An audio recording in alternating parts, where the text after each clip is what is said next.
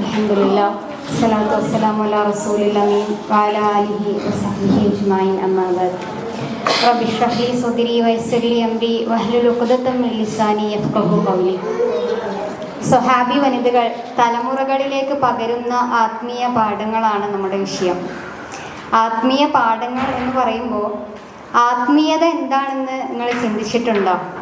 ഒരു നിമിഷം അതൊന്ന് ചിന്തിച്ചു നോക്കി. ആത്മീയതക്ക് നിങ്ങൾക്കൊരു ഡെഫിനിഷൻ കൊടുക്കാൻ പറ്റുമോ? ആത്മീയത എന്ന് നമ്മൾ ഒരുപാട് തവണ കേട്ട പദമാണ്. ആത്മീയത എന്ന് പറയുമ്പോൾ നിങ്ങൾക്ക് എന്താണ് അതിന് ഡെഫിനിഷൻ കൊടുക്കാൻ പറ്റുക? ആത്മീയത എന്ന് പറഞ്ഞാൽ മലയാളത്തിൽ പറയുമ്പോൾ നമുക്ക് ആത്മാവുമായിട്ട് ബന്ധപ്പെട്ടതെന്ന് പറയാം, അല്ലേ? ആത്മീയത എന്ന് പറഞ്ഞാൽ ആത്മാവുമായിട്ട് ബന്ധപ്പെട്ടത്. ആത്മാവാകട്ടെ അള്ളാഹു തആല മനുഷ്യർക്ക് പൂർണ്ണ അറിവ് നൽകിയിട്ടില്ലാത്തൊരു യാഥാർത്ഥ്യമാണ്. റൂഹിനെ പറ്റി ചോദിക്കുമ്പോൾ റൂഹ് എന്തല്ല, അള്ളാഹുവിൻ്റെ അടുത്താണ് റൂഹിൻ്റെ വിവരം എന്ന് പറയുന്നുണ്ട്. അപ്പോൾ മനുഷ്യന് പൂർണ്ണ അറിവ് നൽകപ്പെട്ടിട്ടില്ലാത്ത ഒന്നാണ് ആത്മീയത. എന്നാൽ ആത്മാവ് എന്നുള്ള പദം, അപ്പോൾ ആത്മാവ് എന്നുള്ളതിനെ പറ്റി ഖുർആനിൽ അള്ളാഹു പറയുന്നത് വഇദ് ഖാല റബ്ബുക ലിൽ മലായികതി ഇന്നി ഖാലിഖും ബശറൻ മിൻ സൽസാലിൻ മിൻ ഹമഇൻ മസ്നൂൻ. മനുഷ്യനെ സൃഷ്ടിക്കുന്ന ഏതിൽ നിന്നാണ്? പിടിച്ചിരിക്കുന്ന കളിമണ്ണ് കൊണ്ടാണ് മനുഷ്യനെ സൃഷ്ടിച്ചിരിക്കുന്നത്. ഫൈദാ സവ്വൈതുഹു വനഫഖ്തു ഫീഹി മിൻ റൂഹി ഫഖഉ ലഹു സാജിദീൻ. എന്നിട്ട് അത് ഒട്ടിപ്പിടിച്ച് നിൽക്കുന്ന കളിമണ്ണിനെ കൊണ്ട് സൃഷ്ടിച്ച് അത് നല്ല ഭംഗിയുള്ള രൂപമായപ്പോൾ അള്ളാഹുവിൻ്റെ ആത്മാംശത്തിൽ നിന്ന് അള്ളാഹു അതിന് എന്ത് കൊടുക്കുകയാണ്? റൂഹ് കൊടുക്കുകയാണ്, ആത്മാവ് കൊടുക്കുകയാണ്. അതാണ് മനുഷ്യൻ്റെ ആത്മാവ് എന്ന് പറയുന്നത്. അപ്പോൾ ആത്മാവിൻ്റെ അറബി പദം എന്താ? റൂഹാണ് ആത്മാവിൻ്റെ അറബി പദം. അപ്പോൾ ആത്മീയത എന്നുള്ളതിന് എങ്ങനെ നമ്മൾ അറബിവൽക്കരിക്കുക? എന്താ? റൂഹാനിയത്ത് എന്ന് പറയേണ്ടി വരും. അങ്ങനെ ഒരു പദം നിങ്ങൾ ഖുർആനിലോ നബി വചനങ്ങളിലോ കേട്ടിട്ടുണ്ടോ? ഞാൻ കേട്ടിട്ടില്ല കേട്ടോ. അപ്പോൾ സ്പിരിച്വാലിറ്റി അല്ലെങ്കിൽ ആത്മീയത നമ്മളെങ്ങനെ ഡിഫൈൻ ചെയ്യുമെന്നാണ് എൻ്റെ ആദ്യത്തെ സംശയം. അത് നിങ്ങൾക്ക് മുന്നിൽ ഞാൻ അവതരിപ്പിക്കുകയാണ്. മനുഷ്യൻ്റെ നേരത്തെ പറഞ്ഞു, കളിമണ്ണിൽ നിന്നാണ് സൃഷ്ടിക്കപ്പെട്ടത്. എല്ലാ ജീവജാലങ്ങളെയും പോലെ മണ്ണിനോട് ഒട്ടിപ്പിടിച്ച് കിടക്കുന്ന കുറേ ആവശ്യങ്ങൾ മനുഷ്യനുണ്ട്. എന്നാൽ മനുഷ്യനെ മറ്റ് ജീവികളിൽ നിന്ന് വ്യത്യസ്തമാക്കുന്ന ഒരു ആത്മാവ് അവനുണ്ട്, അല്ലേ? ഒരു ആത്മാവ്, അത് പടച്ചവൻ ഊതിയ നഫഖ ഫീഹി മിൻ റൂഹിഹി, അവൻ്റെ ആത്മാവിൽ നിന്ന് അവൻ ഊതി എന്ന് പറയുന്ന ആത്മാവാണ്. അപ്പോൾ ഈ മനുഷ്യന് ആത്മീയമായ ഒരു തേട്ടമുണ്ട്. ആ തേട്ടം എന്ന് പറയുന്നത് എന്നെ സൃഷ്ടിച്ച പടച്ചവനിലേക്കുള്ള തേട്ടമാണ്. മറ്റ് ജീവികളിൽ നിന്ന് വ്യത്യസ്തമാക്കുന്ന അടിസ്ഥാന ആവശ്യങ്ങൾ കഴിഞ്ഞിട്ട് മനുഷ്യന് ആത്മീയമായ കുറേ ആവശ്യങ്ങളുണ്ട്. അപ്പോൾ ഈ ആന്തരിക തേട്ടത്തെ അല്ലെങ്കിൽ ഒരു സത്യം കണ്ടെത്താനുള്ള അവൻ്റെ ഒരു തേട്ടത്തെ ഇസ്ലാം പരിചയപ്പെടുത്തുന്നത് ഫിത്ര എന്നതിലൂടെയാണ്. ഫിത്ര നിങ്ങളെല്ലാവരും കേട്ടിട്ടുണ്ടാവും. കുല്ലു മൗലൂദിൻ യൂലദു അലൽ ഫിത്ര, എല്ലാ കുട്ടിയും ജനിക്കുന്നത് ഫിത്രയോട് കൂടിയാണ്. അപ്പോൾ ഈ ഫിത്രയാണെന്ത്? നമ്മുടെ ആത്മാവിൻ്റെ തേട്ടം എന്ന് പറയുന്നത്. അപ്പോൾ നമുക്കറിയാം, മതമില്ലാത്ത സമൂഹത്തിലും എല്ലാ ഇടങ്ങളിലും ആത്മീയത ഉണ്ട്. അതെങ്ങനെയാണ് മനുഷ്യന് വരുന്നതെന്ന് ചോദിച്ചാൽ, നമ്മുടെ ഇഹലോക ജീവിത ഭൗതികമായ നമ്മുടെ ആവശ്യങ്ങൾക്കപ്പുറം നമുക്ക് കുറേ ആവശ്യങ്ങളുണ്ട്. അതല്ലാത്ത വേറെന്തോ മനുഷ്യനായിട്ട് ബന്ധപ്പെട്ട് കിടക്കുന്നുണ്ട് എന്ന തോന്നലോ തിരിച്ചറിവോ തന്നെയാണ് ആത്മീയതയുടെ അടിസ്ഥാനം എന്ന് പറയുന്നത്. എന്നാൽ എന്താണ് ഇസ്ലാമിലെ ആത്മീയത എന്ന് ചോദിച്ചു കഴിഞ്ഞാൽ, അള്ളാഹുവുമായി മനുഷ്യനുള്ള ബന്ധം. ഈ അള്ളാഹുമായി മനുഷ്യനുള്ള ബന്ധം പ്രതിഫലിക്കുന്ന എല്ലാ കർമ്മങ്ങളും ആത്മീയതയാണ്, അല്ലേ? അങ്ങനെ വരുമ്പോൾ നമുക്ക് ഇസ്ലാമിനെ ഇന്ന ഒരു സ്പേസ് ആത്മീയതയാണ്, ഇന്ന സ്പേസ് സാമൂഹികതയിൽ ആത്മീയതയില്ല, അതല്ലെങ്കിൽ സാമ്പത്തികതയിൽ ആത്മീയതയില്ല നമുക്ക് പറയാൻ കഴിയൂല. കാരണം ഇത്രയും നേരം നമ്മൾ കേട്ട സെഷനിൽ അതിലൊക്കെ ആത്മീയത ഉണ്ടെന്ന് നമുക്ക് മനസ്സിലായി. പിന്നെ എങ്ങനെയാണ് നമ്മൾ ഈ ആത്മീയത എന്നുള്ള വിഷയം ഒരു പേപ്പറിലേക്ക് ചുരുക്കി കൊണ്ടുവരിക എന്ന ആവശ്യാർത്ഥം നമ്മളതിൽ ഡിസ്കസ് ചെയ്യുക. നമ്മുടെ അള്ളാഹുമായിട്ടുള്ള മനുഷ്യൻ്റെ ബന്ധം, വിശ്വാസം, അതിൽ നിന്ന് വരുന്ന ഉമ്മഹാത്തുൽ ഇബാദത്ത്, ജീവിതം മുഴുക്ക ഇബാദത്താണ് ഒരു മുസ്ലിമിനെ. അതല്ലാത്ത നേരിട്ട് പടച്ചോനായിട്ട് കണക്ട് ചെയ്യുന്ന ഉമ്മഹാത്തുൽ ഇബാദത്തുകൾ, അതുപോലെ തന്നെ വിശ്വാസ ദൃഢത, ക്ഷമ, അതുപോലെ ഇഹലോക സുഖം പരമമായി കാണാത്ത സുഹൃദ് എന്ന് പറയും, അറബിയിൽ കേട്ടിട്ടുണ്ടാവും.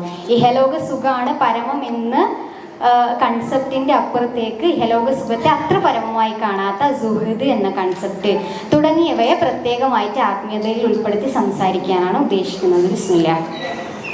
റസൂൽ സല്ലല്ലാഹു അലൈഹി വസല്ലമയ്ക്ക് ദിവ്യബോധനം അവതരിപ്പിക്കുന്ന വേളയിൽ പിതാക്കൾക്ക് ഉത്ബോധനം നൽകപ്പെട്ടിട്ടില്ലാത്ത ഒരു സമൂഹം എന്നാണ് ജാഹിലിയ കാലഘട്ടത്തിനെ പറ്റി പറയുന്നത്. കുറച്ച് കാലങ്ങളായിട്ട് അവരിൽ റസൂലുമാരൊന്നും വന്നിട്ടുണ്ടായിരുന്നില്ല. അപ്പം നേരത്തെയുള്ള വേദജ്ഞാനത്തിൻ്റെ കുറച്ച് ബാക്കിയും അങ്ങനെയൊക്കെ അവരിൽ ബാക്കിയുണ്ട്. വിവിധ രൂപത്തിൽ അവരിൽ ആത്മീയത ചെതറിക്കടന്നിരുന്നു. എന്ന് വെച്ചാൽ അവരുടെ ഹജ്ജ് കർമ്മങ്ങൾ കേട്ടിട്ടുണ്ടാവും, നമസ്കാരം കേട്ടിട്ടുണ്ടാവും. ഹജ്ജ് കർമ്മമൊക്കെ എത്രത്തോളം അധപ്പതിച്ചു എന്ന് ചോദിച്ചാൽ കാബയിൽ ഒരുപാട് വിഗ്രഹങ്ങൾ ഉണ്ടായിരുന്നു. അവരിൽ പുറത്തുനിന്ന് വരുന്നവർക്ക് പിന്നെ വസ്ത്രം ധരിക്കാതെ ഹജ്ജ് ചെയ്യണമെന്ന നിയമം പോലും ഉണ്ടായിരുന്നു. അപ്പം നഗ്നരായിട്ട് കാബയെ തവാഫ് ചെയ്യുന്ന സ്ത്രീകളെയും പുരുഷന്മാരെയൊക്കെ ആത്മീയതയുമായിട്ട് ബന്ധപ്പെടുത്തിക്കൊണ്ട് ജാഹിലിയ കാലഘട്ടത്തിൽ നമുക്ക് കാണാം. എന്നാൽ റസൂൽ സല്ലല്ലാഹു അലൈഹി വസല്ലമ വന്ന് റസൂലിന് ദിവ്യബോധനം അവതരിച്ചതോടുകൂടി ഇസ്ലാമിൻ്റെ ആത്മീയതയുടെ അടിസ്ഥാനം എന്ന് പറയുന്നത് അള്ളാഹുവിലുള്ള വിശ്വാസമാണ്. ആ വിശ്വാസം എങ്ങനെയാണ് സ്വഹാബി വനിതകളിൽ പരക്കുന്നത് എന്ന് നോക്കാം. റസൂൽ സല്ലല്ലാഹു അലൈഹി വസല്ലമയ്ക്ക് ദിവ്യബോധനം അവതരിച്ച ഉടനെ റസൂൽ ഓടി ചെല്ലുന്നത് സമ്മിലൂനി എന്ന് പറഞ്ഞിട്ട് ഖദീജ ബീവിൻ്റെ അടുത്താണ്. അങ്ങനെ സമ്മിലൂനി എന്ന് പറഞ്ഞിട്ട് ഓടി ചെന്നപ്പോൾ ഖദീജ ബീവി അത് കളവാക്കുക മാത്രമല്ല അതിൻ്റെ സത്യം തേടി പുറപ്പെടുകയും ചെയ്തു. വറഖത്ത് ഇബ്നു നൗഫലിൻ്റെ അടുത്തേക്ക് പോയി. അങ്ങനെ പ്രഥമ വിശ്വാസി എന്നറിയപ്പെടുന്ന ഖദീജ ബീവിയാണ് അതിൻ്റെ ആദ്യത്തെ ഉദാഹരണം. ഖദീജ ബീവി കഴിഞ്ഞാൽ മക്കയിൽ ഇസ്ലാം സ്വീകരിച്ച ആദ്യത്തെ വനിത ഉമ്മുൽ ഫളിലാണെന്ന് ചരിത്രം രേഖപ്പെടുത്തുന്നുണ്ട്. നബിയുടെ പിതൃവ്യൻ അബ്ബാസ് ബിൻ അബ്ദുൽ മുത്തലിബിൻ്റെ സഹധർമ്മിണിയായ ഇവർ ഭർത്താവ് അബ്ബാസ് റളിയല്ലാഹു അൻഹു ഇസ്ലാം സ്വീകരണം പ്രഖ്യാപിക്കുന്നത് കുറേ കാലം കഴിഞ്ഞിട്ടാണ് നമുക്കറിയാം. അത് പരസ്യമായി പ്രഖ്യാപിക്കുന്നതിന് എത്രയോ വർഷങ്ങൾക്ക് മുമ്പ് ഇസ്ലാമിനെ പുൽകുകയും പരീക്ഷണങ്ങളിൽ റസൂലിൻ്റെ താങ്ങാവുകയും ചെയ്തിട്ടുണ്ട്. അവരുടെ ഭവനം ഇസ്ലാമിക ശക്തികളെ വളർത്തുന്നതിൽ വലിയ പങ്ക് വഹിച്ചിട്ടുണ്ട്. നബി ക്ഷീണിതനാവുമ്പോൾ, ഒരുപാട് വർക്ക് ചെയ്ത് ക്ഷീണിതനാവുമ്പോൾ ഉമ്മുൽ ഫളിലിൻ്റെ ഭവനത്തിൽ ഇരിക്കാറുണ്ടായിരുന്നു. അത് നബിക്ക് ആശ്വാസമായിരുന്നു എന്നൊക്കെ കാണാം. റസൂൽ സല്ലല്ലാഹു അലൈഹി വസല്ലമ 3 വർഷത്തോളം രഹസ്യ പ്രബോധനം ചെയ്തു.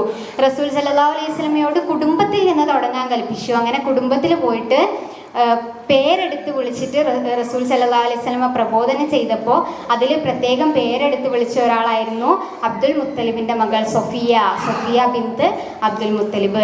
ആ വിളി അവർ ആത്മാർത്ഥമായിട്ട് മനസ്സുകൊണ്ട് ഏറ്റെടുത്തു. തൻ്റെ പ്രിയതമനോടൊപ്പം അള്ളാഹുവിലേക്കും റസൂലിലേക്കും പലായനം ചെയ്യുവാനും 60 പ്രായത്തിലും യുദ്ധരംഗങ്ങളിൽ സജീവമാകാനും അവർ തയ്യാറായി.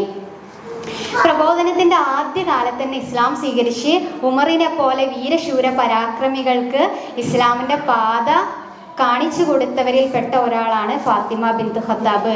ഫാത്തിമ ബിൻത് ഖത്താബിൻ്റെ കഥ പ്രത്യേകം മെൻഷൻ ചെയ്യേണ്ടതില്ലല്ലോ, നമ്മളെല്ലാവരും കേട്ട കഥയാണത്.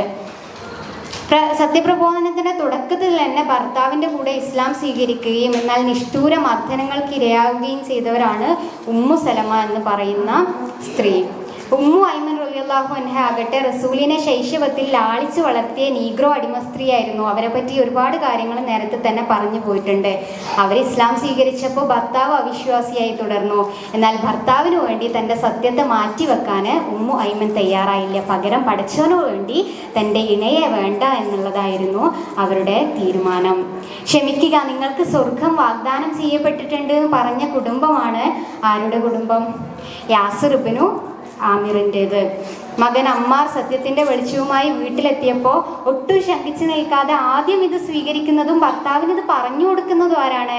സുമയ്യ റളിയല്ലാഹു അൻഹ ആയിരുന്നു. ഭാഗത്ത് കുന്തം കുത്തിയിറക്കിയപ്പോഴും അള്ളാഹു മുഹമ്മദ് എന്നിങ്ങനെ വിളിച്ചു പറഞ്ഞ അടിമ സ്ത്രീയാണ് ഇസ്ലാമിൻ്റെ ആദ്യത്തെ രക്തസാക്ഷി എന്ന് നമുക്കറിയാം. റസൂലിൻ്റെ ആദ്യ പുത്രിയായ സൈനബ് ഇസ്ലാമിൻ്റെ മാർഗത്തിൽ സഹിച്ച പ്രയാസങ്ങൾക്ക് കണക്കില്ല. തൻ്റെ ഏറ്റവും പ്രിയങ്കരനായ ഭർത്താവ് അബുല്ലാസ് തൻ്റെ ഗോത്രത്തോട് തെറ്റി നിൽക്കേണ്ടി വരുമെന്ന ഭയം കാരണം ഇസ്ലാം സ്വീകരിക്കുന്നില്ല.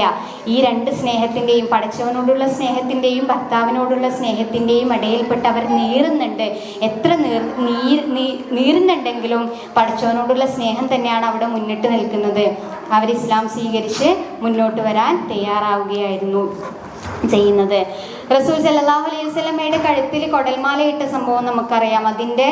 അങ്ങനെ കൊടൽമാലയിട്ട് പോലും റസൂലിനെ ദ്രോഹിച്ച ഉബയ്യത്തിൻ്റെ മകൾ ഉമ്മു കുൽസൂമ സത്യവിശ്വാസം സ്വീകരിച്ച് മുന്നോട്ട് വരുന്ന നമുക്കൊരു അത്ഭുതമാണ്. കാരണം ഒരു പിന്നെ കുടുംബ പാരമ്പര്യമോ ഇസ്ലാമിനെ വിമർശിക്കുന്ന അല്ലെങ്കിൽ നിഷ്ഠൂരമായി മർദ്ദിക്കുന്ന, നബിയെ നിഷ്ഠൂരമായി മർദ്ദിക്കുന്ന ഒരു കുടുംബത്തിൽ നിന്നാണ് ഉമ്മു കുൽസൂമ സത്യവിശ്വാസം സ്വീകരിച്ചുകൊണ്ട് മുന്നോട്ട് വരുന്നത്. ഇനി അതൊക്കെ കഴിഞ്ഞ് നമ്മൾ മദീനയിലേക്ക് ഇസ്ലാം വ്യാപിക്കുന്നതുമായിട്ട് ഇതിനെ കണക്ട് ചെയ്ത് വായിച്ചാലോ, മദീനയിലേക്ക് ഇസ്ലാം വ്യാപിക്കുന്നതിൻ്റെ തുടക്കം അക്കബ ഉടമ്പടിയാണ് അല്ലേ. അക്കബ ഉടമ്പടി, മദീനയിൽ നിന്ന് കുറച്ച് പേര് മക്കയിലേക്ക് വന്നിട്ട് റസൂലുമായിട്ട് കരാറിൽ ഏർപ്പെടുകയാണ്. അതിലും ഉണ്ടായിരുന്നു 2 സ്ത്രീകൾ. അതിലൊന്ന് ഉമ്മു അമ്മാറ എന്നറിയപ്പെടുന്ന നുസൈബ എന്ന സ്വഹാബ വനിതയാണ്.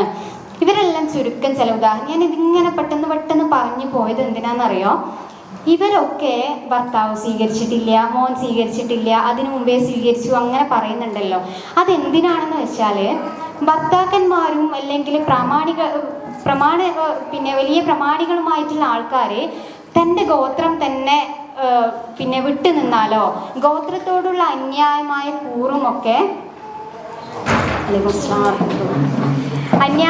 കൂറുമൊക്കെ ഇവരെ ഇസ്ലാം സ്വീകരിക്കുന്നതിൽ നിന്ന് ഒന്ന് പിറകടിപ്പിച്ചപ്പോഴും ഈ സ്ത്രീകളെ, സത്യം മനസ്സിലാക്കിയ സ്ത്രീകൾ അതിലൊന്നും ശങ്കിച്ചു നിൽക്കാതെ തൻ്റെ സത്യം വെളിവാക്കാനും അത് തുറന്നു പറയാനും അവർ മുന്നോട്ട് വന്നു എന്ന് പറയാൻ വേണ്ടി കൂടിയാണ്.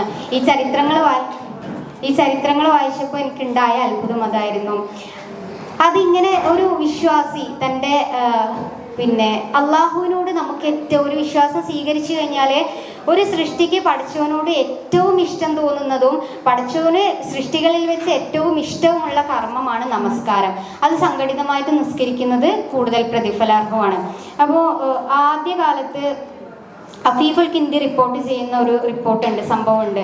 കച്ചവടക്കാരനായ അദ്ദേഹം മക്കയിലെത്തിയപ്പോൾ നമസ്കരിക്കുന്നത് കാണാൻ. നമസ്കരിക്കുന്ന അദ്ദേഹം പറയുന്നത് കുറച്ച് പേര് കുമ്പിടുന്നതും സുജൂദിൽ പോകുന്നതും ഞാൻ കണ്ടു. അതിൽ ഒരു യുവാവ് ഉണ്ടായിരുന്നു, പിറകെ ഒരു കുട്ടി ഉണ്ടായിരുന്നു, അതിൻ്റെ പിറകിൽ ഒരു സ്ത്രീ ഉണ്ടായിരുന്നു. സംഭവം വിശദീകരിച്ച് നോക്കുമ്പോൾ നമുക്ക് മനസ്സിലാവുന്നത് ആ യുവാവ് മുഹമ്മദ് നബി സല്ലല്ലാഹു അലൈഹി വസല്ലമയും പിറകെയുള്ള സ്ത്രീ ഖദീജ ബീവിയുമായിരുന്നു. അപ്പോൾ ഇത് ഇസ്ലാമിൻ്റെ തുടക്കത്തിലാണ്.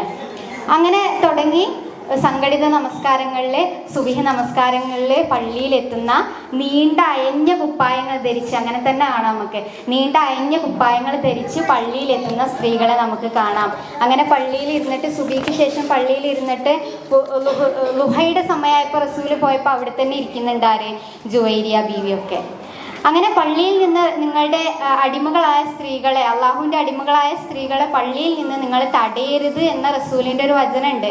ആ വചനം അവർക്ക് ഭയങ്കര പ്രിയപ്പെട്ടതായിരുന്നു. ആത്തിക്ക റളിയല്ലാഹു അൻഹ പള്ളിയിൽ പോകുന്നത് വല്ലാതെ ഇഷ്ടം ഉണ്ടായിരുന്നില്ല ഉമറിന് എന്നാണ് നമുക്ക് ചരിത്രത്തിൽ കാണാൻ പറ്റുന്നത്. അപ്പോൾ ഉമറിനോട് ആത്തിക്കയോട് ചോദിക്കപ്പെടുന്നുണ്ട്, എന്തിനാണ് താങ്കൾ പള്ളിയിൽ പോകണം? ഉമറിന് ഇത് വലിയ താല്പര്യമില്ലല്ലോ. അപ്പം പറയുന്നുണ്ട്, നിങ്ങൾ കേട്ടിട്ടില്ലേ അള്ളാഹുവിൻ്റെ അടിമകളായ സ്ത്രീകളെ പള്ളിയിൽ നിന്ന് നിങ്ങൾ തടയരുത് എന്ന് പറഞ്ഞിട്ടില്ലേ? നമ്മൾ ഒരുപാട് തവണ കേട്ടിട്ടുണ്ട്. കുഞ്ഞുങ്ങളെ കരച്ചിലേക്കുമ്പോൾ റസൂല് നമസ്കാരം ചുരുക്കിയിരുന്നു. അതിൻ്റെ വേറൊരർത്ഥം എന്താ? കുഞ്ഞുങ്ങളുള്ള ഉമ്മമാർ പോലും റസൂലിൻ്റെ കൂടെ ജമാഅത്തായി നമസ്കരിക്കാൻ പള്ളികളിൽ എത്തിയിരുന്നു എന്നുള്ളതാണ്. ഇവിടെ പള്ളികളിൽ അവരുടെ സ്ഥാനം എന്ന് പറയുന്നത് പുരുഷന്മാരുടെയും കുട്ടികളുടെയും പിറകിലാണെന്ന് മാത്രമല്ല, ഈ സ്ത്രീകൾ എണീച്ച് പോയതിന് ശേഷമാണ് പുരുഷന്മാർ എണീക്കുക എന്നും പറയുന്നുണ്ട്. അപ്പോൾ ഈ ആരാധനാ ഇടങ്ങളിൽ പോലും സ്ത്രീ പുരുഷ ഇടകലരുകളെ അവരത്രയേറെ ജാഗ്രതയോടെ കണ്ടിരുന്നു. അപ്പോൾ നേരത്തെ പറഞ്ഞ ഹദീസിൻ്റെ ബാക്കിയായിട്ട് വീടുകളാണ് അവർക്ക് ഉത്തമം എന്ന ഹദീസും കൂടിയുണ്ട്. അപ്പോൾ നമ്മൾ മനസ്സിലാക്കേണ്ടത് വീടുകളാണ് അവർക്ക് ഉത്തമം, പള്ളിയാണ് അവർക്ക് ഉത്തമം പറഞ്ഞിട്ടുണ്ടെങ്കിലോ അത് സ്ത്രീകൾക്ക് തീർച്ചയായും ഒരു അധിക ബാധ്യതയാവുമായിരുന്നു. അല്ലെങ്കിൽ ഫിത്ന പിന്നെ വ്യാപിക്കുമെന്ന് ഭയക്കുന്ന സമയങ്ങളിൽ എന്ത് ചെയ്യണം? സ്ത്രീകൾ വീടുകളിൽ നിന്ന് നമസ്കരിക്കണം. അങ്ങനെ വിവിധങ്ങളായ മാനങ്ങൾ എന്തിനുണ്ടാവാം? ഈ ഹദീസിനുണ്ടാവാം. എന്നാൽ ഈ ഹദീസ് ഉണ്ടായിരിക്കെ തന്നെ റസൂലിൻ്റെ കൂടെ വനിതകൾ നമസ്കരിച്ചിരുന്നു, സഹാബ വനിതകൾ നമസ്കരിച്ചിരുന്നു എന്ന് കാണാം. വെള്ളിയാഴ്ച നമസ്കാരം ഉമ്മു ഹിഷാം റിപ്പോർട്ട് ചെയ്യുന്ന ഒരു ഹദീസിലുണ്ട്, താൻ സൂറത്തുൽ കഹ്ഫ് പഠിക്കുന്നത് വെള്ളിയാഴ്ച റസൂലിൻ്റെ ഖിറാഅത്തിൽ നിന്നാണെന്ന്. അപ്പോൾ വെള്ളിയാഴ്ചകളിൽ അവർ പങ്കെടുത്തിരുന്നു. അതുപോലെ തന്നെ പെരുന്നാൾ നമസ്കാരങ്ങളിൽ ഹയറുള്ള സ്ത്രീകളെയും അതുപോലെ പ്രായപൂർത്തിയെത്തിയ സ്ത്രീകളെയൊക്കെ പ്രത്യേകം ക്ഷണിച്ചിട്ട് മുസല്ലയിലേക്ക്, ആ നമസ്കാരത്തിൻ്റെ ഇടങ്ങളിലേക്ക് അവർ കയറണ്ട, പക്ഷേ അതിൻ്റെ അടുത്തിരിക്കണമെന്നും പ്രാർത്ഥനയിൽ കൂടണമെന്നൊക്കെ പറയുന്നുണ്ട്. ഇത് ഫർദ് നമസ്കാരത്തിൻ്റെ കാര്യമാണ്. സുന്നത്ത് നമസ്കാരത്തിലും അവർ മുന്നിൽ തന്നെ ഉണ്ടായിരുന്നു. രാത്രിയുടെ 2/3 കഴിഞ്ഞാൽ തഹജ്ജുദ് നമസ്കരിക്കുന്ന റസൂല് രാത്രിയുടെ അവസാന ആവശ്യത്തെ വിളിച്ചുണർത്തും. അവർ എഴുന്നേറ്റ് നബിയുടെ കൂടെ നമസ്കരിക്കും. ചില ദിവസങ്ങളിൽ രാത്രി മുഴുവനും ഇരുവരും ആരാധനയിൽ മുഴുകും. നബി ഇമാമും ആയിഷ മാമുമായിട്ട് നമസ്കരിക്കും. അൽ-ബഖറ, അലി ഇമ്രാൻ, നിസാ തുടങ്ങിയ ദീർഘമായ സൂറത്തുകൾ തിരുമേനി നമസ്കാരത്തിൽ ഓതും. ആയിഷ ഒരിക്കലും പൂർവാഹന നമസ്കാരം അഥവാ ദുഹാ നമസ്കാരം ഒഴിവാക്കിയിരുന്നില്ല. തൻ്റെ പിതാവ് ഖബറിൽ നിന്ന് വന്ന് പറഞ്ഞാലും ഞാനത് ഒഴിവാക്കില്ലായിരുന്നു എന്നാണ് ആയിഷ അതിനെപ്പറ്റി പറയാറുണ്ടായിരുന്നത്. സ്ത്രീകളുടെ കയ്യിലുള്ള സമ്പത്തിന് നിസാബ് തികഞ്ഞാൽ സക്കാത്ത് കൊടുക്കൽ നിർബന്ധമാണ്. അപ്പോൾ കൈകളിൽ സ്വർണ്ണ വള അണിഞ്ഞു വരുന്ന ഒരു സ്ത്രീയോട് റസൂലിന് സക്കാത്ത് കൊടുത്തു എന്ന് ചോദിക്കുന്നത് അതേ നമുക്കറിയാം. പക്ഷേ ഈ സക്കാത്ത് കൊടുത്ത ചരിത്രങ്ങൾ എനിക്ക് വല്ലാതെ വായിക്കാൻ പറ്റിയിട്ടില്ല. കാരണം അതിന് നിസ്വാബ് ഉണ്ട്. എന്നാൽ നിസ്വാബ് ഇല്ലാത്ത ഒരു പുണ്യകർമ്മമാണ് ദാനധർമ്മം എന്നുള്ളത്. നമുക്ക് എത്ര പണം, കുഞ്ഞതായാലും വലുതായാലും ആ പണം നമുക്ക് ദാനം ചെയ്യാന്നുള്ളതാണ്. അങ്ങനെ ദാനധർമ്മത്തിൽ അവർ വളരെയധികം മുന്നിലായിരുന്നു. അത് നേരത്തെ ഫാത്തിമ ടീച്ചർ അവതരിപ്പിച്ച പേപ്പറിൽ വിശദമായി പറയുകയുണ്ടായി. സമയപരിമിതി മൂലം ഞാനത് ആവർത്തിക്കുന്നില്ല. അടുത്തത് അള്ളാഹു കണക്കില്ലാതെ പ്രതിഫലം നൽകുന്നു പറഞ്ഞ നീചവൃത്തിയിൽ നിന്ന് പരിചയാക്കുന്നു പറഞ്ഞ കർമ്മമാണ് നോമ്പ്. നിർബന്ധ നോമ്പും സുന്നത്ത് നോമ്പൊക്കെ അനുഷ്ഠിക്കുന്നതിൽ അവർ മുന്നിൽ തന്നെ ഉണ്ടായിരുന്നു. റമദാനിലെ അവസാനത്തെ 10 ദിവസങ്ങളിൽ റസൂല് മുണ്ട് മുറുക്കിക്കെട്ടി ആരാധനാ കർമ്മങ്ങൾക്കായി ഒഴിഞ്ഞു വെച്ചപ്പോൾ റസൂല് തൻ്റെ കുടുംബത്തെയും കർമ്മങ്ങളിൽ പങ്കാളിയാക്കി. റസൂലിൻ്റെ കാലത്തും കാലശേഷവും അവരുടെ പത്നിമാർ ഇത്തിക്കാഫ് ഇരിക്കാറുണ്ടായിരുന്നു. ആയിഷ ബീവിയെ പോലുള്ളവർക്ക് പള്ളി അങ്കണത്തിൽ ഇതിനു വേണ്ടി പ്രത്യേകമായൊരു തമ്പ് തന്നെ ഉണ്ടായിരുന്നു കാണാം. ഇനി ആർത്തവമല്ലാത്ത രക്തസ്രാവമുള്ള ബ്ലീഡിംഗ് എന്ന അസുഖമുള്ള സ്ത്രീകളും പള്ളിയിൽ ഇത്തിക്കാഫ് ഇരുന്നിരുന്നു. അവർ പ്രത്യേകം പാത്രങ്ങൾ വെച്ചിട്ട് അതിലായിരുന്നു ഇരുന്നത്. പ്രത്യേകം പാത്രങ്ങൾ, പള്ളി മലിനമാകരുത് എന്ന ഉദ്ദേശത്തോടു കൂടി പ്രത്യേകം പാത്രങ്ങൾ വെച്ചിട്ട് അതിലിരുന്നു. ഉമ്മു ഫളിനെ പറ്റി, ഇബ്നു അബ്ബാസ് റളിയല്ലാഹു അൻഹുവിൻ്റെ ഉമ്മയാണ് ഉമ്മു ഫളിനെ പറ്റി ഇബ്നു അബ്ബാസ് റളിയല്ലാഹു അൻഹു പറയുന്നുണ്ട്, ഞാൻ അവരെ കണ്ടിട്ടില്ല. എങ്ങനെയല്ലാതെ തിങ്കളാഴ്ചയും വ്യാഴാഴ്ചയും നോമ്പുകാരിയായിട്ടല്ലാതെ ഞാൻ അവരെ കണ്ടിട്ടേയില്ല. ഒരിക്കലും ഉഷ്ണകാലത്ത് അറഫ ദിവസം നോമ്പെടുത്തിട്ട് ആയിഷ ബീവിൻ്റെ സൈഡിൽ നിന്നൊക്കെ ഇങ്ങനെ വെള്ളം ഒലിക്കുന്നുണ്ട്. അപ്പോൾ ആയിഷ ബീവിനോട് ചോദിക്കുകയാണ്, എന്തിനാണ് ഇത്രയേറെ ഇടങ്ങേറായിട്ട് നോമ്പെടുക്കുന്നത്? അപ്പോൾ അവർ പറയുന്നത്, ഒരു പൂർണ്ണ വർഷത്തെ പാപം പൊറുപ്പിക്കുമെന്ന് നബി അരുളിയിരിക്കെ ഞാൻ നോമ്പ് മുറിക്കുകയോ എന്നാണ് അവർ ചോദിക്കുന്നത്. ഇനി അടുത്തതായിട്ട് ഉമ്മഹാത്തുൽ ഇബാദത്തിൽ 5-ാമത്താണ് ഹജ്ജ് കർമ്മം. ഹജ്ജ് കർമ്മത്തിലും സഹാബി വനിതകൾ റസൂലിനോടൊപ്പം ഉണ്ടായിരുന്നു. ഹിജ്റ 10-ാം വർഷം ആയിഷ തിരുമേനിയോടൊപ്പം ഹജ്ജിന് പോയ കഥ നമ്മൾ കേട്ടിട്ടുണ്ട്. എന്താണ്?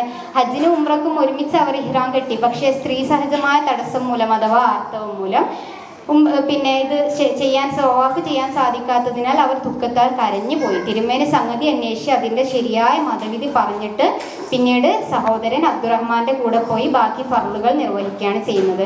പർദ്ദയുടെ ആയത്ത് അവതരിച്ച ശേഷം പുരുഷന്മാരെ പോലെ സ്ത്രീകൾക്കും ജിഹാദ് ചെയ്തുകൂടെ എന്ന ആയിഷയുടെ ചോദ്യത്തിന് സ്വീകാര്യമായ ഹജ്ജാണ് നിങ്ങളുടെ ജിഹാദ് എന്ന് റസൂൽ സല്ലല്ലാഹു അലൈഹി വസല്ലം മറുപടി പറയുന്നുണ്ട്. അതിനുശേഷം 1 വർഷവും അവരെന്ത് ചെയ്തിട്ടില്ല, തങ്ങളുടെ ജീവിതത്തിൽ നിന്ന് ഹജ്ജ് ഉപേക്ഷിച്ചിട്ടേ ഇല്ല. ഉസ്മാൻ റളിയല്ലാഹു അൻഹുവിൻ്റെയും ഉമറിൻ്റെയും കാലഘട്ടത്തിൽ സ്വഹാബ വനിതകൾ ഒരുമിച്ച് അല്ലാതെ ഈ ഹജ്ജ് കർമ്മം നിർവഹിച്ചു. എന്നാൽ തിരക്കുകൾക്കിടയിലൂടെ ഹജറുൽ അസ്വദിനെ ചുംബിക്കാൻ ആയിഷ മുന്നോട്ട് വന്നിട്ടില്ല. അവിടെയും അന്യായമായ സ്ത്രീ പുരുഷ ഇടകലരുകളെയാണ് അവർ ഭയപ്പെട്ടത് എന്ന് നമുക്ക് കാണാം. ഇനി ഞാൻ ചോദിക്കുന്നത്, ഈ കർമ്മങ്ങളൊക്കെ അവരുടെ ജീവിതത്തിലെ കർമ്മങ്ങളായിട്ട് തന്നെ ബാക്കിയായോ? ഇല്ല. ഈ കർമ്മങ്ങൾ അവരുടെ ജീവിതത്തിലെ പ്രതിസന്ധി ഘട്ടങ്ങളിലും യുദ്ധക്കളങ്ങളിലൊക്കെ അപാരമായ ക്ഷമ കൈക്കൊള്ളാനും ഊർജ്ജപ്രവാഹമായിരുന്നു എന്ന് നേരത്തെ പറഞ്ഞല്ലോ. ആ ഊർജ്ജപ്രവാഹം അവർക്ക് കിട്ടിയിരുന്നത് ഈ കർമ്മങ്ങളിലൂടെ ആയിരുന്നു എന്ന് വേണം കരുതാൻ. ഈ ഇഹലോക ജീവിതം എല്ലാത്തിൻ്റെ അവസാനം എന്നുള്ള ഉറച്ച ബോധ്യം തന്നെയാണ് അവരെ മുന്നോട്ട് നയിച്ചത്. ക്ഷമയുടെ കഥ പറയാനാണെങ്കിൽ ഒരുപാടുണ്ട്. അപവാദ പ്രചരണത്തിൽ മുങ്ങിപ്പോകുന്ന ആയിഷ വല്ലാത്തൊരു തളരൽ അനുഭവിക്കുന്ന സമയത്ത് യാക്കൂബ് നബി എന്ന പേര് പോലും പറയാൻ കിട്ടാത്ത സമയത്ത് പറയുന്നുണ്ട്, യൂസുഫിൻ്റെ പിതാവിൻ്റെ ക്ഷമ, അതിമനോഹരമായ ക്ഷമ. അത്ര പറഞ്ഞൊക്കെ യാക്കൂബ് നബി എന്ന പേര് പോലും അവർ മറന്നുപോയ സന്ദർഭത്തിലാണ് സബറുൻ ജമീൽ എന്ന് പറഞ്ഞിട്ട് അവർ വിങ്ങിപ്പൊട്ടുന്നത്. സുഖ സൗകര്യങ്ങളുടെ മടിത്തട്ടിൽ നിന്ന് അത്രയൊന്നും ഭൗതിക സൗകര്യങ്ങളില്ലാത്ത ജീവിതത്തിലേക്ക് കടന്നു വന്ന ആളാണ് ഖദീജ ബീവി. അള്ളാഹുവിൻ്റെ മാർഗത്തിൽ വിശപ്പും ദാരിദ്ര്യവും ദാഹവും ഒക്കെ സഹിക്കാൻ അവർ തയ്യാറായി. ഷാബു അബി താലിബിലെ ബഹിഷ്കരണത്തിൽ നന്നേ ക്ഷീണിച്ചു പോയ അവർ അതിനെ തുടർന്നാണല്ലോ ഇഹലോക ജീവിതത്തോട് വിട പറയുന്നത്. ഉടമ്പടി അതുപോലെ ഉടമ്പടിയെ തുടർന്ന് അക്കബ ഉടമ്പടിയെ തുടർന്ന് ഇസ്ലാം സ്വീകരിക്കുകയും അതിനുശേഷം യുദ്ധക്കളങ്ങളിൽ നിറഞ്ഞു പൊരുതുകയും ചെയ്ത സ്ത്രീയാണ് ഉമ്മുമാറ. യുദ്ധത്തിൽ 13ഓളം മുറിവുകൾ പറ്റിയപ്പോൾ 13ഓളം മുറിവുകൾ പറ്റി ഇങ്ങനെ നിൽക്കുമ്പോഴാണ് റസൂല് പഠിച്ചോനെ ഇവരെ സ്വർഗത്തിൽ എൻ്റെ സഹവാസികളാക്കണേ എന്ന് പറയുന്നത്. അപ്പോൾ ഒരു ഊർജം അവരിൽ പ്രവഹിക്കുകയാണ്. അവർ പറയാണ്, റസൂലിൻ്റെ പ്രാർത്ഥന കേട്ട ഉടനെ പറയാണ്, ദുനിയാവിൽ എനിക്ക് നേരിട്ട ദുരിതം ഇനി ഞാൻ സാരമാക്കുന്നേ ഇല്ല. നോക്ക്, സ്ത്രീ സഹജമായ കർത്തവ്യമായ ഗർഭം, മുലയൂട്ടൽ, കുട്ടികളെ വളർത്തൽ, കുടുംബത്തിൻ്റെ ഉത്തരവാദിത്തങ്ങളൊന്നും ഇതൊന്നും അള്ളാഹുവിൻ്റെ മാർഗത്തിൽ നിന്ന് പ്രവർത്തിക്കുന്നവരെ അവരെ തടഞ്ഞില്ല. കാരണം മദീനയിലേക്ക് ഹിജ്റ പോകാൻ അവസരം കൈവന്നപ്പോൾ അസ്മാ പൂർണ്ണ ഗർഭിണിയായിരുന്നു. ക്ലേശപൂർണമായ യാത്രക്കൊടുവിൽ കുബ എന്ന സ്ഥലത്തെത്തിയപ്പോഴാണ് പ്രസവം നടക്കുന്നത്. അങ്ങനെ മുഹാജിറുകൾക്ക് ഉണ്ടായ ആദ്യത്തെ കുട്ടിയാണ് അബ്ദുല്ലാഹിബ്നു സുബൈർ. അബ്ദുല്ലാഹിബ്നു സുബൈറിൻ്റെ അവസാന കാലഘട്ടം നമുക്കറിയാം. ഹജ്ജാജുമായുള്ള തൻ്റെ അന്ത്യ പോരാട്ടത്തിൽ വളരെ പ്രായമുള്ള 100 വയസ്സുള്ള തൻ്റെ മാതാവിനെ സന്ദർശിക്കുന്ന ഒരു രംഗം നമുക്കറിയാം. എന്നിട്ട് അവർ പറയുന്നത് എന്താ, കീഴടങ്ങുന്നതിനേക്കാൾ വധിക്കപ്പെടുന്നതാണ് നിനക്ക് അഭികാമ്യം. ബനൂമയ്യത്തിലെ കുട്ടികൾ നിന്റെ തല കൊണ്ട് കളിക്കുമെന്നറിയാം, നീ തിരിച്ചു പോകണം. കീഴടങ്ങുന്നതിനേക്കാൾ എനിക്കിഷ്ടം നീ അള്ളാഹുവിൻ്റെ മാർഗത്തിൽ വധിച്ചു കാണുന്നതാണെന്ന് മുസ്ലിം പറയുന്നുണ്ട്. ആ ക്ഷമയൊക്കെ പ്രവഹിക്കുന്നത് ഇഹലോക ജീവിതമല്ല, ഇതിൻ്റെയൊക്കെ അവസാനം എന്ന ചിന്തയിൽ നിന്നാണ്.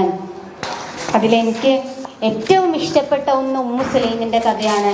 ഉമ്മുസുലൈം അബൂ ത്വൽഹയുമായിട്ടുള്ള വിവാഹത്തിൻ്റെ കഥയൊക്കെ ഭയങ്കര രസമാണ്. അതൊക്കെ കഴിഞ്ഞിട്ട് തൻ്റെ കുഞ്ഞിന് അസുഖമുള്ള സമയത്താണ് അബൂ ത്വൽഹ യാത്ര പോകുന്നത്. യാത്ര പോയ സമയത്ത് കുഞ്ഞ് മരണപ്പെടുന്നു. കുഞ്ഞിനെ സ്വന്തം കുളിപ്പിച്ച് കഫൻ ചെയ്ത് കിടത്താണ്. അബൂ ത്വൽഹ വരുന്നു, സാധാരണ പോലെ സ്വീകരിക്കുന്നു, നല്ല ഭക്ഷണം കൊടുക്കുന്നു, കിടക്കയിൽ ആനയിക്കുന്നു. നല്ല സമാധാനം അബൂ ത്വൽഹക്കായി എന്ന് പറയുന്ന സമയത്ത് വളരെ സമാധാനത്തോടെ ഉമ്മുസുലൈം ചോദിക്കുകയാണ്, അയൽവാസി നമുക്കൊരു സാധനം തന്നാൽ അത് കൊടുക്കേണ്ട സമയത്ത് നമ്മൾ തിരിച്ചു കൊടുക്കൂലേ? അവർ ചോദിച്ചാൽ അത് കൊടുക്കൂലേ? തീർച്ചയായും കൊടുക്കും അബൂ ത്വൽഹ പറയാണ്. എന്നിട്ട് അവർ പറയാണ്, പടച്ചോൻ നമുക്ക് തന്ന സമ്മാനം പടച്ചോൻ തിരിച്ചു ചോദിച്ചിട്ടുണ്ട്. ഞാനിത് വായിക്കുമ്പോൾ ഓർത്തത്, നമ്മൾ സ്ത്രീകളെ പറ്റി പറയുന്ന വാർപ്പ് മാതൃകകൾ ഉണ്ടല്ലോ, ക്ഷമയില്ലാത്തവർ, രഹസ്യം സൂക്ഷിക്കാൻ പറ്റാത്തവർ, ഇതിനെയൊക്കെ പൊളിച്ചടുക്കി കയ്യിൽ തരികയാണ് ഈ സ്വഹാബ വനിതകൾ ചെയ്തിട്ടുള്ളത് എന്നാണ്. റസൂലിൻ്റെ ആദ്യത്തെ മോളായ സൈനബിൻ്റെ ഗർഭലസുന്ന ഒരു സന്ദർഭമുണ്ട്. ഹിജ്റ പോകാൻ നിൽക്കുന്ന സമയത്താണ് പിടിവലി ഉണ്ടായിട്ട് ഒട്ടകത്തിന് താഴേക്ക് വന്നു, ഗർഭലസുന്നു. അതുപോലെ റസൂലിൻ്റെ ബാക്കി മക്കളൊന്നും ക്ഷമയെപ്പറ്റി നമുക്ക് ആലോചിക്കുക പോലും സാധ്യമല്ല. ഉമ്മു കുൽസൂം, റുഖയ്യയുടെ ഒക്കെ ക്ഷമ പറയുന്നത് ഈ ജീവിതമല്ല എല്ലാത്തിൻ്റെയും അവസാനം അറിയുമ്പോൾ ഉണ്ടാവുന്ന ഒരു സമാധാനവും ക്ഷമയും ആത്മബലവുമാണിത്. അപ്പോൾ അതുപോലെ തന്നെ അവർ ഈ ഇഹലോക ജീവിതത്തിന് അത്രമാത്രമേ പ്രാധാന്യം നൽകിയിട്ടുണ്ടായിരുന്നുള്ളൂ. ഇഹലോക ജീവിതത്തിലെ സുഖത്തിനും സൗകര്യങ്ങൾക്കും അവർ വല്ലാതെ പ്രാധാന്യം നൽകിയിട്ടില്ല. തങ്ങൾ അനുഭവിക്കുന്ന ക്ലേശത്തെ പറ്റി ഒരിക്കൽ നബി പത്നിമാർ പരാതിപ്പെടുകയും മെച്ചപ്പെട്ട ജീവിത സൗകര്യം വേണം പറയുകയും ചെയ്തപ്പോൾ ഒരു ഖുർആൻ വചനം ഇറങ്ങുന്നുണ്ട്. പ്രവാചക നിന്റെ ഭാര്യമാരോട് പറയൂ, ഈ ലൗകിക ജീവിതവും അതിലെ അലങ്കാരവുമാണ് ആശിക്കുന്നതെങ്കിൽ വരൂ, നിങ്ങൾക്ക് സസുഖം ജീവിക്കാനുള്ള വക തന്ന് ഞാൻ നിങ്ങളെ മാന്യമായി പിരിച്ചയക്കാം. അല്ല, അള്ളാഹുവിൻ്റെയും അവൻ്റെ ദൂതൻ്റെയും പരലോകത്തെയാണ് നിങ്ങൾ ആഗ്രഹിക്കുന്നതെങ്കിൽ നിങ്ങളിൽ നിന്നുള്ള പുണ്യവതികൾക്ക് അള്ളാഹു മഹത്തായ പ്രതിഫലം ഒരുക്കി വെച്ചിരിക്കുന്നു. ഈ ആയത്ത് അവതരിച്ചപ്പോൾ റസൂലിന് പേടിയായി. റസൂൽ പതുക്കെ ആയിഷനോടാണ് ഫസ്റ്റ് പോയി പറയുന്നത്, നിങ്ങൾ പെട്ടെന്ന് ചാടി ഒരു തീരുമാനം എടുക്കരുത്, മാതാപിതാക്കളോടൊക്കെ ചോദിച്ചിട്ട്. റസൂലിന് പേടിയായി, എങ്ങാനും തൊലാക്കിന് ആവശ്യപ്പെടുകയാണെങ്കിലോ. മാതാപിതാക്കളോടൊക്കെ ചോദിച്ചിട്ട് തീരുമാനം എടുക്കണം എന്ന് പറഞ്ഞു. ആയിഷ ചോദിച്ചു, ഇതിലെന്താ മാതാപിതാക്കളോട് ചോദിക്കാനുള്ളത്? തീർച്ചയായും ഞാൻ അള്ളാഹുവിൻ്റെ ദൂതനെയും പാരത്രിക ഭവനത്തെയും തന്നെയാണ് ആഗ്രഹിക്കുന്നത്. പള്ളിയോട് തൊട്ട് അടുത്ത് ഇഷ്ടികയും ഈന്തപ്പനയും കൊണ്ട് നിർമ്മിച്ച ഒറ്റമുറിയിൽ നിലത്ത് പായയിൽ ഈന്തപ്പന നിറച്ച ഒരു തോൽക്കടക്ക, വാതിൽ പഴുതിലൊരു രോമവിരി, കുടിലെന്ന് പോലും വിശേഷിപ്പിക്കാനാവാത്ത ആ മുറിയിൽ നബിയും പത്നി ആയിഷയും ആയുഷ്കാലമത്രയും ജീവിച്ചു എന്ന് കേൾക്കുമ്പോൾ ആശ്ചര്യം തോന്നും. ആത്മസംതൃപ്തിയാണല്ലോ ഏറ്റവും വലിയ സുഖം. വീട്ടുവേലകൾ ചെയ്തിട്ട് കൈ തഴമ്പിച്ച ഫാത്തിമ ബീവിയെ നമ്മൾ കാണുന്നുണ്ട്. അത് ഫാത്തിമ ബീവിക്കും അലിക്കടയിലുള്ള പ്രണയത്തിന് ഒരു കുറവുണ്ടാക്കിയിട്ടില്ല. അങ്ങനെ പ്രവാചകന്റെയും അള്ളാഹുവിൻ്റെയും കൽപ്പനകൾ നിതാന്തം ജീവിതത്തിൻ്റെ എല്ലാ മേഖലകളിലും അവർ പാലിച്ചു. ഞാൻ ഓരോ മേഖലയും പറയാത്തത് ഓരോ മേഖലയും നേരത്തെ വ്യത്യസ്തമായി കൊണ്ട് തന്നെ നമ്മൾ ചർച്ച ചെയ്തു കഴിഞ്ഞു എന്നുള്ളത് കൊണ്ടാണ്.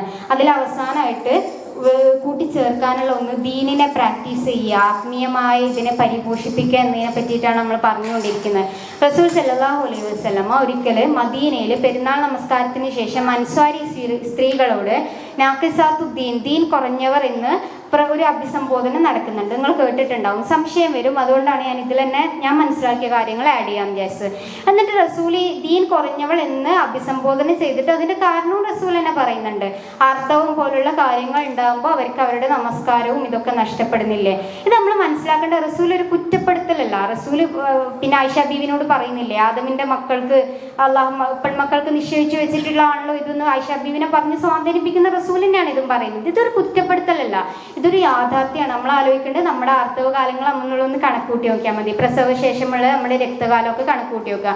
അത്രയേറെ നോമ്പും നമസ്കാരവും നമുക്ക് നഷ്ടപ്പെടുന്നുണ്ട്. നോമ്പ് നമ്മൾ പിന്നീട് എടുത്തു കൂട്ടും. അപ്പോൾ സുന്നത്ത് നമസ്കാരങ്ങൾ വർദ്ധിപ്പിച്ചുകൊണ്ടും കുടുംബപരമായ നമ്മളെ കർത്തവ്യങ്ങൾ നിർവഹിച്ചുകൊണ്ടും ഈ ഒരു കുറവിനെ പരിഹരിക്കാൻ നമ്മൾ ശ്രമിക്കുക എന്നുള്ളതാണ് അതിനോട് ചേർത്ത് പറയാനുള്ളത്.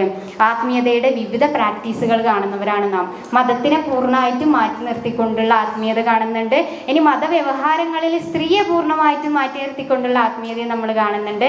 ഇതിൻ്റെ രണ്ടിൻ്റെ ഇടയിലുള്ള മിതമായ ഭംഗിയുള്ള ആത്മീയതയാണ് ഇസ്ലാമിലെ ആത്മീയത. ശരീരത്തിന് നേരത്തെ പറഞ്ഞു, കളിമണ്ണിൽ നിന്ന് സൃഷ്ടിക്കപ്പെട്ട മനുഷ്യൻ്റെ ഭൂമിയോട് ഒട്ടിച്ചേർന്ന് നിൽക്കുന്ന എല്ലാ വിഷയങ്ങളും ഇസ്ലാം പരിഗണിക്കുന്നുണ്ട്. ദിവസം മുഴുവൻ അല്ലെങ്കിൽ രാത്രി മുഴുവൻ നമസ്കരിക്കുന്ന ഒരാളോട് പറയും നിന്റെ കണ്ണിനോട് നിനക്ക് ബാധ്യതയുണ്ട്. അതെ, നമ്മുടെ ശരീരത്തോട് നമുക്ക് ബാധ്യതയുണ്ട്. അതിനോടൊപ്പം തന്നെ ആത്മാവിനെ പരിപോഷിപ്പിക്കേണ്ട, അള്ളാഹുമായിട്ടുള്ള ബന്ധം നിരന്തരം നിലനിർത്തേണ്ട ആത്മീയമായ പാഠങ്ങളും ഇസ്ലാം പകർന്നു നൽകുന്നു എന്നുള്ളതാണ്. ഇവിടെ സ്ത്രീ, ഈ സ്വഹാബ വനിതകളായ സ്ത്രീ ദൈവത്തോട്, സൃഷ്ടാവിനോട് ഏറ്റവും അടുത്ത് നിന്നുകൊണ്ട് തൻ്റെ അസ്തിത്വത്തെ ഏറ്റവും ഭാവദീപ്തമായി ആവിഷ്കരിക്കുകയാണ് ചെയ്യുന്നത്. ദൈവത്തെ മറക്കുമ്പോഴാണ് ഒരാളുടെ സ്വത്വത്തിന് ക്ലാവ് പിടിക്കുക. ദൈവത്തെ ഓർക്കുമ്പോഴും അനുസരിക്കുമ്പോഴും ഉണ്മയുടെ യഥാർത്ഥ രുചിയാണ് ഒരാൾ അനുഭവിക്കുക. അള്ളാഹു പറയുന്നു, ബിസ്മില്ലാഹിർ റഹ്മാനിർ റഹീം, إن المسلمين والمسلمات والمؤمنين والمؤمنات والقانتين والقانتات والصادقين والصادقات والصابرين والصابرات والخاشعين والخاشعات والمتصدقين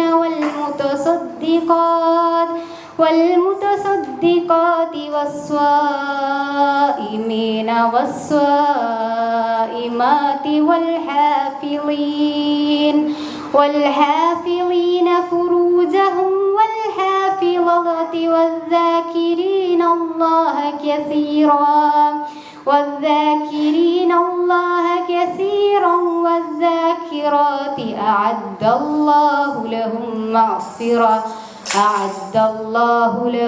مغفرة وأجرا عظيما.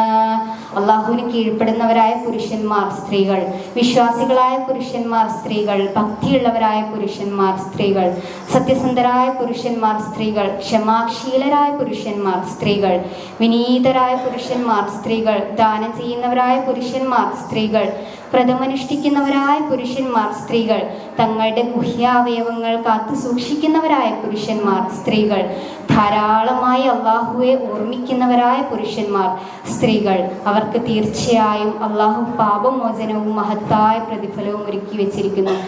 സദഖല്ലാഹുൽ അലീം. അസ്സലാമു അലൈക്കും.